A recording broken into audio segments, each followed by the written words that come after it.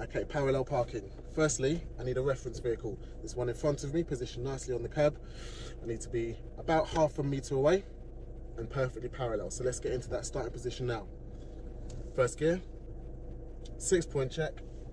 Coast is clear. I'm going to signal to show my intention to move off from the curb and treating this like a manoeuvre. Good clutch control, taking it nice and slowly. The slower you go, the more accurate you can be with your starting position. So, half a metre is there. Now I'm getting parallel. Perfect. Right, so, done. Into reverse.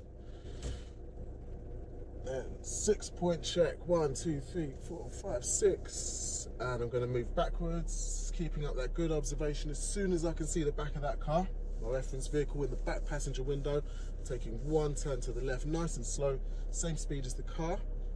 Then I'm looking out for my door handle to touch the curb in the big mirror. That's happened, so I'm taking 2 nice slow turns to the right, making sure my car's moving nice and slowly at all times, and parallel. 1 turn left and stop. Parallel parking, done.